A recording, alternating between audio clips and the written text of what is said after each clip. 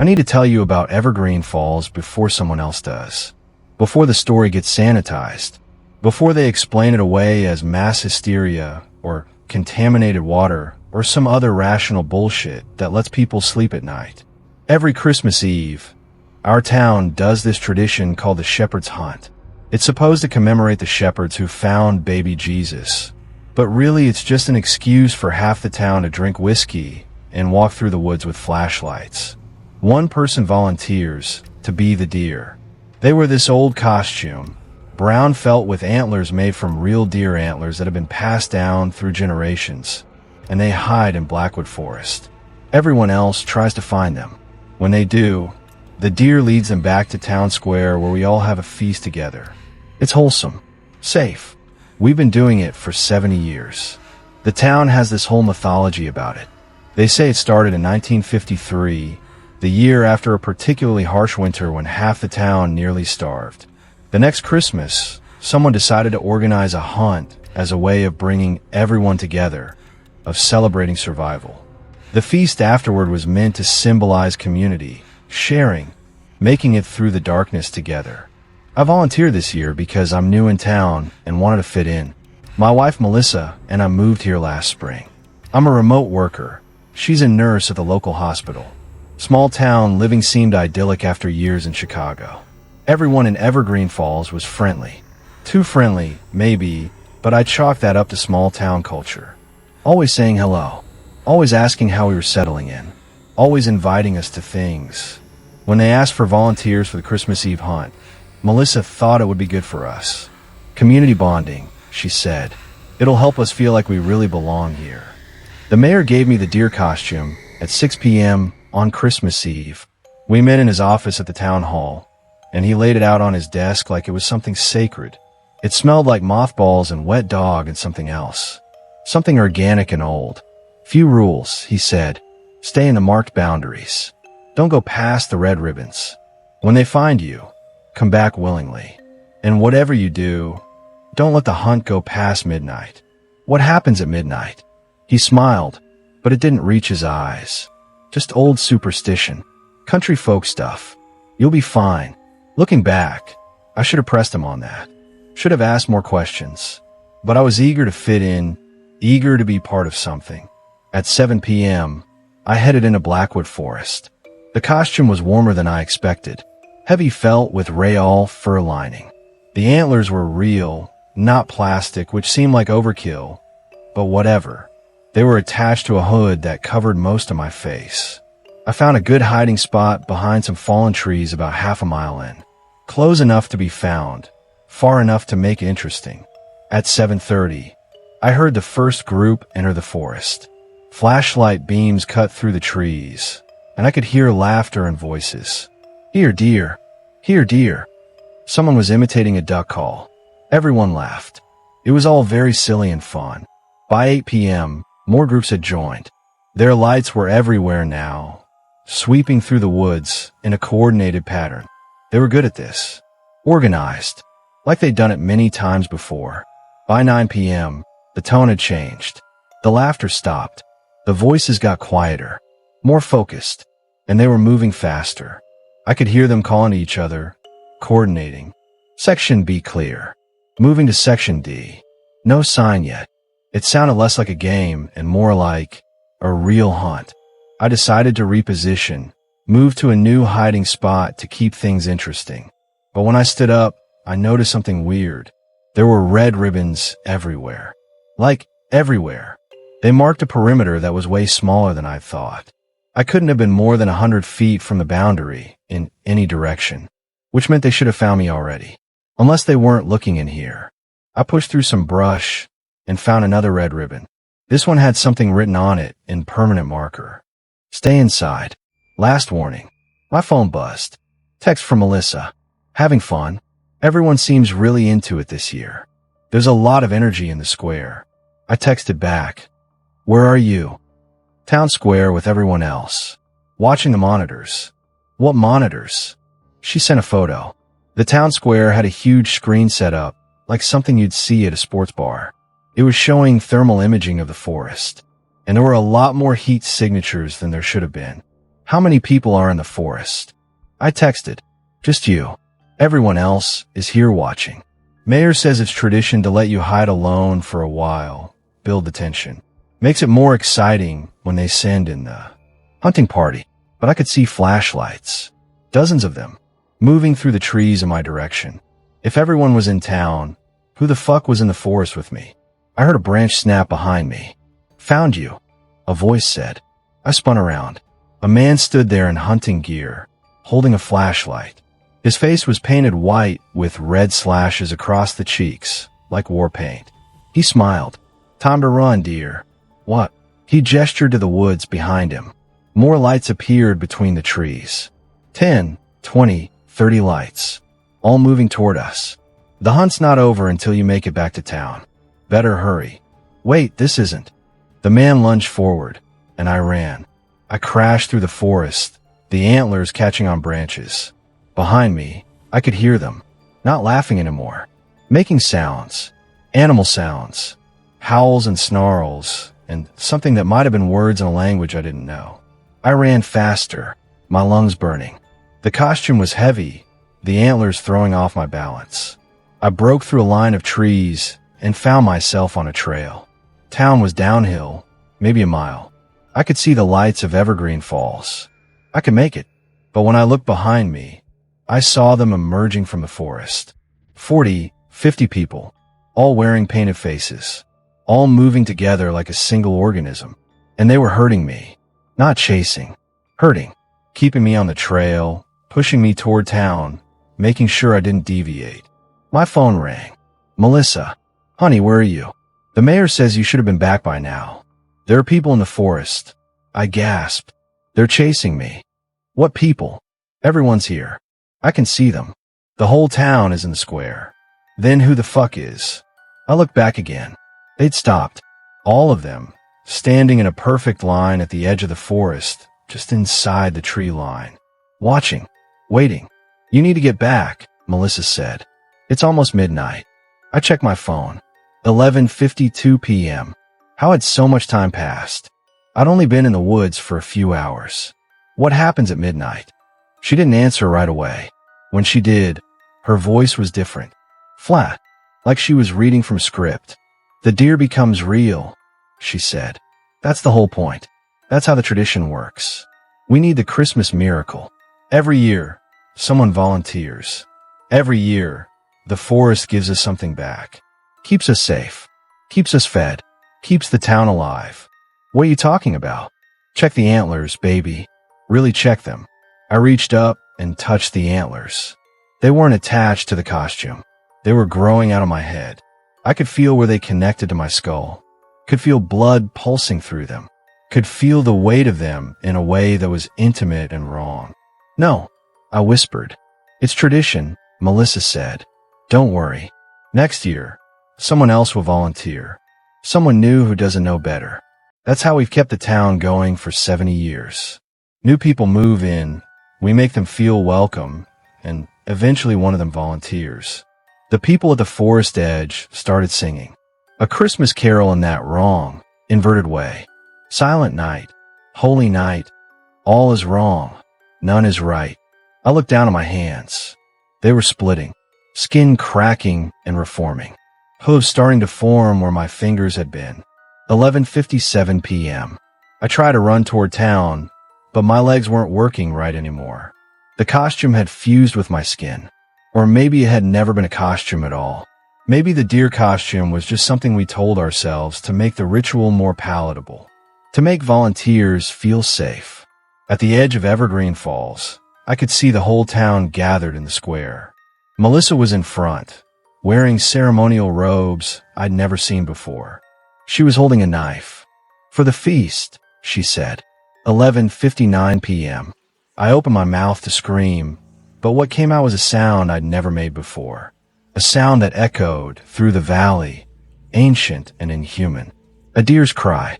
The clock tower began to chime, and the hunters stepped out of the forest. Not the people with painted faces, the real ones. The ones who'd been waiting 70 years for someone to fuck up. The ones who'd been patient, building their numbers, one volunteer at a time, waiting for the year when someone would make a mistake and let the hunt go past midnight. When the barriers would fall, when they could finally collect on decades of debt, I watched from the tree line as they descended on evergreen falls. They looked like me, like all the previous volunteers, dozens of them, wearing deer costumes that had fused with their bodies, moving on hooves that used to be human feet, antlers growing from skulls that still had human eyes. Melissa saw them coming. The smile fell from her face. She looked up at me, finally understanding.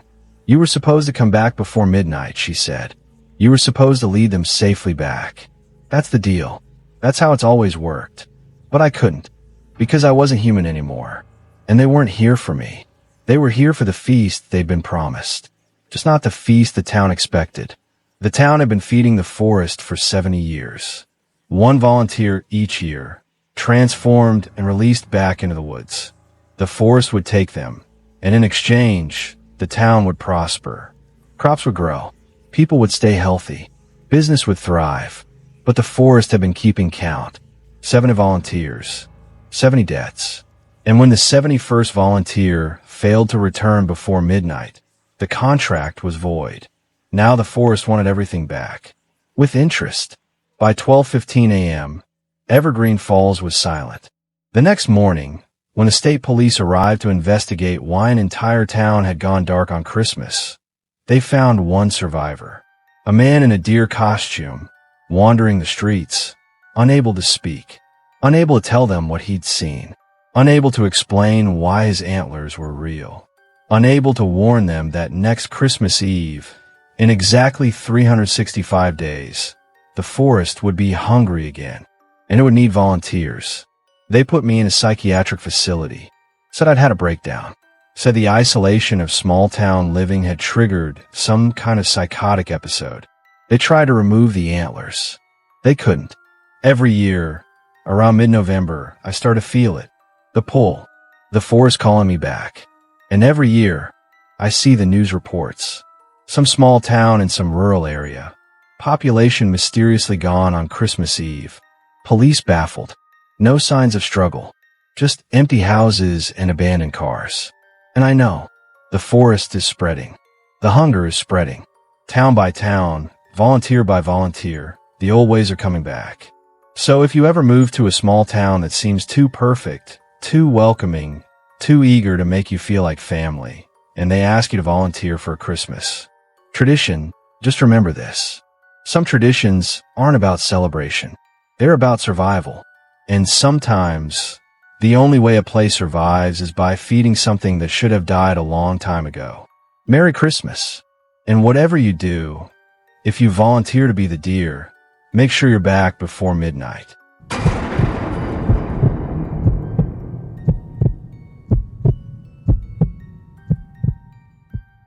Emma's 8 years old, and she's obsessed with building snowmen. Not like normal kids, though. Emma's snowmen are different. She spends hours on them, getting every detail perfect. The kohl for eyes has to be placed just right. The mouth has to be a specific shape. The scarf has to be wrapped exactly 3 times around the neck. It's always been like this. Even when she was 5, when most kids just make lumpy balls of snow with stick arms, Emma was creating these elaborate snow sculptures. My wife Rachel used to joke that we had an artist on our hands. We stopped joking about it around the time Emma turned 7. That's when the snowmen started looking like people. Not generic people. Specific people. Our neighbor Mr. Harrison. The mailman. Rachel's sister who'd visited over Christmas. They were detailed enough to be unsettling. Emma would somehow capture their expressions, their posture, the way they held themselves.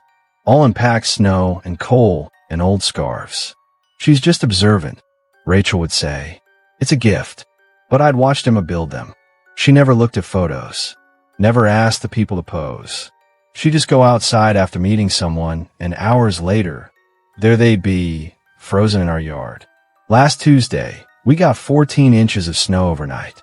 I woke up to find Emma already outside, working on something in the backyard. She's been out there since 6, my wife Rachel said. I try to get her to eat breakfast first, but you know how she gets. I didn't know. When Emma fixated on something, there was no stopping her. It was like she entered a trance state, completely absorbed in whatever project had caught her attention. I made coffee and watched her through the kitchen window. She was building the biggest snowman I'd ever seen her attempt. Had to be 6 feet tall already, and she was packing snow onto it with this intense concentration, like she was sculpting marble instead of frozen water. Her movements were precise, mathematical. She'd pack snow onto one side, step back, study it from different angles, then add more to another side. It was like watching an artist work from a model I couldn't see. Around noon, she finally came inside. "I'm done," she announced. "Do you want to see it, Daddy?" Something about the way she said it made me uneasy, but I smiled and followed her outside. The snowman was impressive. She'd used a blue scarf for it, and an old black jacket we kept in the garage for yard work. It had a proper carrot nose and coal eyes, but something was wrong with it. "Emma," I said slowly, "where did you get that hat?" She shrugged. "It was in the garage." It was my hat, the gray beanie I wore every day during winter, the one I could have sworn I'd left on the hook by the door that morning. "And the glasses?" She didn't answer, because the snowman was wearing my glasses. My actual prescription glasses that I'd been looking for all morning. The ones I'd assumed I'd misplaced somewhere in the house. "Emma, these are mine. I need them." I reached for the glasses, but Emma grabbed my arm with surprising strength. "Don't," she said. "You'll ruin him." "Ruin what?" "It's a snowman." She looked up at me with this strange expression. "He's not finished yet." "What do you mean?" "He needs something else." She studied the snowman carefully, walking around it, examining it from every angle. "He's missing something important." I took my glasses off the snowman, ignoring Emma's protests. Without them, I had to squint to see details, but even blurry, something about the snowman bothered me. It wasn't just that it was tall like me. The proportions were wrong for a normal snowman. The shoulders were too broad, the torso too long. Emma had built it to match my exact dimensions. Emma started crying, but I was done playing games. "You can build another one. Come inside." I spent the rest of the day working in my office, trying to focus on spreadsheets and emails. But I kept getting distracted. My eyes kept drifting to the window, to the snowman standing in our yard. Rachel noticed my distraction at dinner.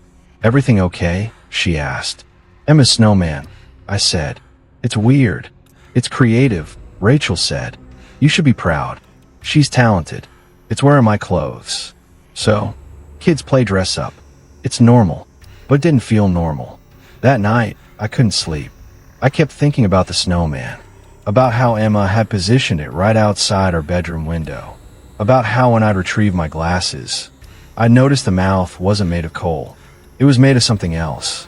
Small white objects I'd assumed were pebbles. But they weren't pebbles. They were teeth. I'd seen them up close when I took my glasses, had seen them clearly before putting the glasses on. Small human teeth.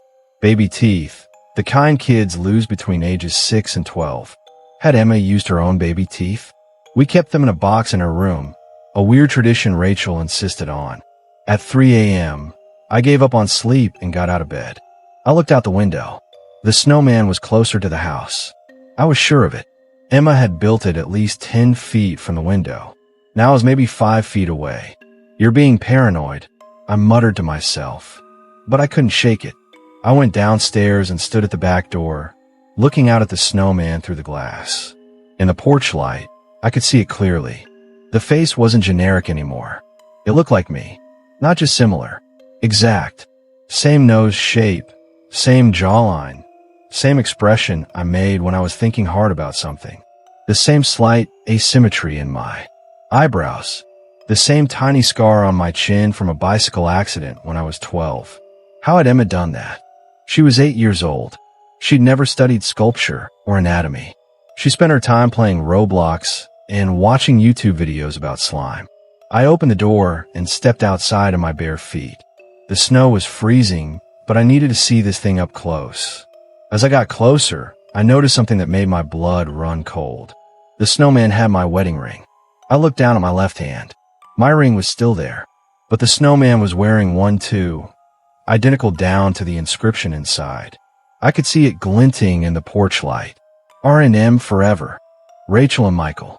The words we'd chosen 15 years ago. What the fuck? I whispered. The snowman's coal eyes reflected the light.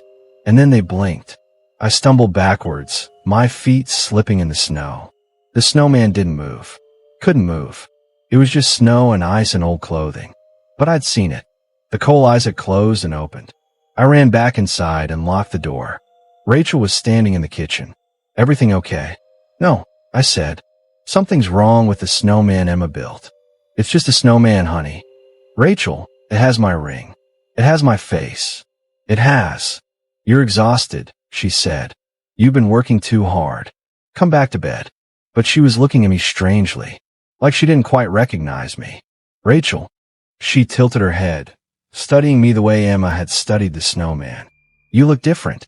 Different how? I don't know. Like you're not all here. I went to the bathroom and looked in the mirror. Everything looked normal. Same face, same eyes, same. Wait. My teeth. I opened my mouth wider, pulling back my lips. 3 of my molars were missing. Just gone. Not extracted cleanly, but absent, as if they'd never been there. The gaps in my gums were smooth, like they'd been. That way for years. I'd had a full set of teeth when I went to bed. I was sure of it. I'd brushed them, flossed, used mouthwash. I'd looked in the mirror. My hands shaking, I went back to the window and looked outside. The snowman was smiling now, and it had more teeth than before. I could see them clearly. 5 on the top row, 3 on the bottom. They weren't baby teeth. They were adult molars. Emma appeared behind me in her pajamas, holding a glass of water. I told her not to touch him, she said quietly. Now he's taking pieces. What are you talking about? The snowman. He needs to be complete. That's how it works. How it works. She looked up at me with eyes too old for an 8-year-old. Eyes that had seen things no child should see. Daddy, when are you coming back inside? I am inside. She pointed at the window. At the snowman. At me, standing in the backyard, staring at the house with my face, wearing my clothes, with my complete set of teeth, and my wedding ring, and my glasses. I looked down at my hands. They were cold. Too cold. I looked in the mirror again. My reflection was fading. Not vanishing. Simplifying. Becoming less detailed. My pores were smoothing out. My skin was becoming more uniform. More like plastic or wax. He's almost done, Emma said. Just a little while longer, and nobody will know the difference. Through the window, I watched myself walk toward the back door. Watched myself pull my keys from my pocket. The keys I'd left on the kitchen counter before going to bed. Watched myself unlock the door and step inside where my wife was waiting. Rachel smiled at the me that was coming inside. There you are, she said. I was worried. You've been outside for hours. Just checking on Emma's snowman, the other me said in my voice. It's really impressive. They walked past the bathroom where I was standing. Rachel didn't see me. Neither did the other me. I tried to call out, but my voice came out muffled. Distorted. I looked in the mirror again. My face was almost completely smooth now. Featureless except for basic shapes. 2 indentations for eyes. A line for a mouth. I ran to Emma's room. She was in bed, pretending to sleep. Emma, I whispered. What did you do? She opened one eye. I made him better. The new daddy doesn't work all the time. He plays with me. He laughs at my jokes. He's nicer to mommy. I'm your father. You were, she said. But you were always tired. Always stressed. Always somewhere else even when you were here. So I made a new one. Where did you learn this? The old lady who used to live here. Before we moved in. She showed me in a dream. She said she'd been doing it for years. Making better versions. Replacing the old with the new. She said all you need is enough detail. Enough pieces. And the right kind of cold. I looked out the window at the backyard. The snowman was gone. Where it had stood was just an indentation in the snow. A Michael-shaped absence. And in the backyard, I stood perfectly still in the freezing night, feeling the warmth leaving me piece by piece, knowing that somewhere inside, the new me was.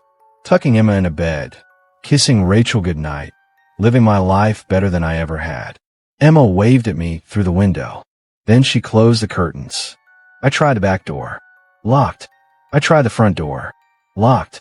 I tried to break a window, but my hands passed through it like it wasn't really there. Because I wasn't really there anymore. I was just an echo, a leftover, the parts of me that the snowman didn't need. As the sun came up, I felt myself starting to melt. By noon, I would be gone completely, and inside the house, my family would be having breakfast, laughing and happy, never knowing that the man at the table wasn't quite the man they'd started with. Emma came outside and looked at what was left of me. "It's okay, Daddy," she said. "The old lady said it doesn't hurt. You just become part of the snow, part of the winter, and next year, I can build someone else." She smiled. "Mommy's been stressed lately too."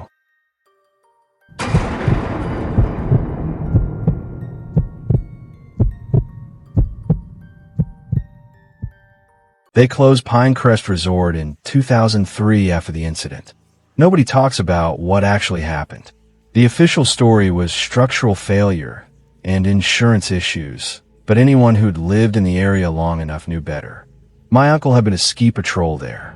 He'd quit the week before they closed the place and never touched a pair of skis again. But they opened it back up last year under new ownership, completely rebranded, and my buddies convinced me to go for a weekend trip. It's been 20 years, man. Whatever happened is ancient history. They've inspected everything. It's totally safe now. I should have trusted my gut. Should have listened to the voice in my head that said some places are closed for reasons that have nothing to do with structural failure. We got there Friday night. The place was nearly empty. Just us and maybe a dozen other people scattered across the entire resort. The new owners were calling it a soft opening, trying to rebuild the reputation. The lifts were old but supposedly inspected and certified. Everything looked fine. Better than fine, actually. The snow was perfect. The lodge was renovated. The whole place had this fresh start energy that made you want to believe the past was really behind it. Saturday morning, we hit the slopes early. Me, Jason, and Kelsey. Jason and I had been friends since college.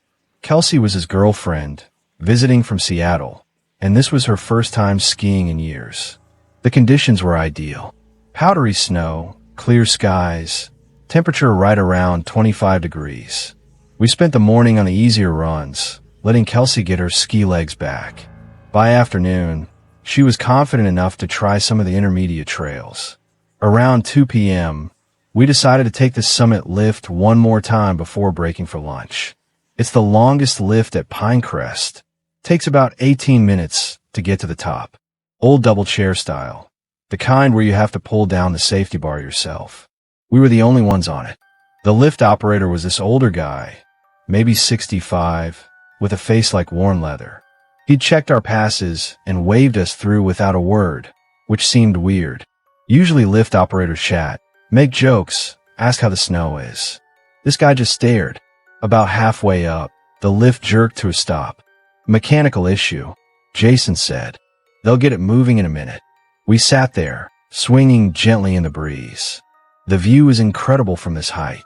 You could see the entire valley, the town in the distance, the frozen lake to the north.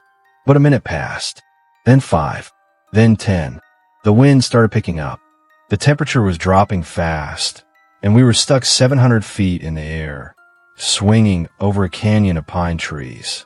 That's when Kelsey pointed down. "There's someone down there." At first, I thought she was seeing things. The trees were thick below us, creating shadows that could look like anything. But then I saw it too. A figure standing in the snow directly below us, in a small clearing between the pines. Too far down to make out features, but definitely a person. Just standing there, looking up. "Hey," Jason shouted down. "We're stuck up here. Can you radio someone?" The figure didn't move, didn't wave, didn't acknowledge us at all. "Maybe they can't hear us," Kelsey said. But I was getting a bad feeling, because the figure was wearing the same color jacket as me. Dark blue with a yellow stripe down the sleeves. The exact same jacket. Same brand. Same style. Same everything. I'd bought it at a specialty shop in Portland. They'd only made 50 of them. "How long have we been stopped?" I asked. Jason checked his phone. 17 minutes. Kelsey was staring down at the figure. "Why aren't they moving? Don't they realize we're stuck?" "We should try to call someone," I said, pulling out my phone. No signal. None of us had signal, which was weird because I'd had full bars all morning. I'd even posted a photo to Instagram from the lift on our first run. The wind picked up harder, and the lift chairs started swinging more violently. The cables groaned above us, a sound like something living and in pain. "This is fucked," Jason muttered. That's when a figure moved. It didn't walk. It slid across the snow, impossibly smooth, like it was being pulled by invisible ropes. And it was getting closer to the trees directly below us. No, not closer. It was positioning itself, centering itself directly beneath our chair. "Guys," Kelsey's voice was shaking. "I think we need to get off this lift." "Are you insane?" Jason said. "We're like 70 feet up. If we jump from here." "Look at your phone," she said. Jason pulled his phone out and went pale. I looked at mine. The timestamp said 2:43 p.m. We got on a lift at 2 p.m. 43 minutes had passed, but it had only felt like 5. "That's impossible," I said. My phone must be glitching. But even as I said it, I knew it wasn't true, because I could feel the cold, the deep, bone cold that comes from sitting still in freezing temperatures for a long time. My toes were numb. My fingers ached. We'd been up here for 43 minutes. The lift suddenly lurched and started moving again. We all grabbed the safety bar. "Thank God," Jason said. But we weren't moving up. We were moving down, going backwards, back toward the loading area, but slowly. Way too slowly. The figure below us was directly underneath our chair now. And as we descended, I could finally see its face. It was me. Same jacket, same face, same hair, same beard, same everything. It was me standing in the snow, looking up at me, sitting in the chair, and there was something wrong with its eyes. They were empty, void of anything human. It was standing there holding something. Ski poles. 3 of them. "No, no, no, no," Kelsey was saying over and over. The lift kept lowering us. 20 feet from the ground. 15. 10. And then it stopped again. We were maybe 6 feet above the snow. Close enough to jump. Close enough to see the thing that looked like me in perfect detail. It tilted its head, studying us like we were specimens in a jar. "Get off," it said in my voice. "Fuck this," Jason said. And he jumped. He landed in the snow and immediately started running toward the tree line, away from the figure, toward where the main trail should be. The figure didn't chase him. It just watched. Kelsey jumped next. She landed hard but got up, limping after Jason, glancing back over her shoulder every few steps. I was frozen in the chair. The figure stepped closer, holding out the ski poles. "You need these," it said, "for the others." "What others?" It smiled with my face. My exact smile. The one I saw in the mirror every morning. The one still on the lift. I looked back up the mountain. The lift line stretched up into the fog that had started to roll in, chairs swaying in the wind. Empty chairs, except they weren't empty. In every single chair, sitting perfectly still, were figures. Dozens of them, maybe hundreds, all facing forward, all wearing ski gear from different decades, all waiting. "How long has the lift been stopped?" I asked. The thing that looked like me checked a watch I didn't own. 16 years. Give or take. My stomach dropped. "The lift in 2003, I whispered. It nodded with my face. 3 people got on, but we counted 4 when they reached the bottom. Investigators could never figure out where the 4th one came from. They shut down the resort, pulled all the records, interviewed everyone. Never solved it. It handed me the ski poles. Your friends are waiting for their equipment too." I looked toward the tree line where Jason and Kelsey had run. They were standing at the edge of the woods now, perfectly still, looking back at me, each holding ski poles, standing in that same empty-eyed way, waiting. "Time to take your chair," the figure said. And behind me, I heard it. The sound of the lift starting again. Not the chair I was on. All the other chairs. The ones with the waiting figures. They were all descending now. One by one. Coming down the mountain. Coming to the bottom. Coming to take their places in the snow. I jumped from the chair and ran. Not toward Jason and Kelsey. Not toward the lodge. I ran parallel to the tree line, looking for anything that was still real. Behind me, I could hear them. The chairs reaching the bottom, the figures stepping off, dozens of feet crunching in the snow, all of them holding ski poles, all of them looking for the people they'd been waiting for. I ran until my lungs burned, until I couldn't feel my legs, until I burst through the trees and found myself on a groomed trail. Below me, maybe half a mile down, I could see the lodge. I could see cars in the parking lot. I could see smoke from the chimney. Real. It was real. I could make it. I skied down as fast as I dared, carving hard, my legs screaming. I kept looking back, expecting to see them following, but the trail behind me was empty. I crashed through the lodge doors and found the main area packed with people. Families having hot chocolate, kids playing by the fireplace, normal people doing normal things. The same old guy from the lift was standing by the door. "You made it," he said quietly. "What the fuck is happening here?" He looked at me with sad, tired eyes. Every 20 years, the mountain takes what it's owed. In 1983, 3 people got on that lift. 2 came down. In 2003, 3 got on. 4 came down. Now it's 2023. Why? Because someone made a deal in 1963. The developer who built this place. He wanted the resort to succeed, wanted it to become famous. So he made an offering. Every 20 years, the mountain gets to keep 3 people. In exchange, the place stays successful, profitable. That's insane. He shrugged. "You're here, aren't you? Place has been closed for 20 years, and you still came. That's the deal. The mountain calls people back. My friends aren't your friends anymore. Haven't been since the lift stopped. The real Jason and Kelsey are probably fine. They probably skied down a different run, are probably at the lodge right now wondering where you are." I pulled out my phone, checked my messages. There were texts from Jason, from 40 minutes ago. "Hey man, where'd you go? We're at the lodge grabbing food. Dude, you okay? Text us back. Getting worried. We're gonna tell ski patrol you're missing if we don't hear from you." What was I with? I whispered. "Echoes," the old man said. "Reflections. The mountain takes you up, shows you a version of yourself, and asks if you want to trade places, stay on the mountain forever or go back down, but leave something behind." I didn't trade anything. He pointed at the window. Outside, standing in the parking lot, was a figure in a dark blue jacket with yellow stripes, watching the lodge, waiting. "Didn't you?" the old man said. I looked down at my hands. They looked normal, felt normal, but something was wrong. I couldn't remember what I'd had for breakfast. Couldn't remember where I'd parked my car. Couldn't remember what my apartment looked like, or what my job was, or what my mother's voice sounded like. The details were fuzzing out, simplifying. "You stayed on the lift too long," the old man said. "Most people, they get scared at 5 minutes and jump off before it's too late. But you stayed. You waited for 43 minutes. That's long enough for the mountain to make an impression. Long enough for it to create a version of you that's just as real as the original. So which one am I?" He smiled sadly. "Does it matter?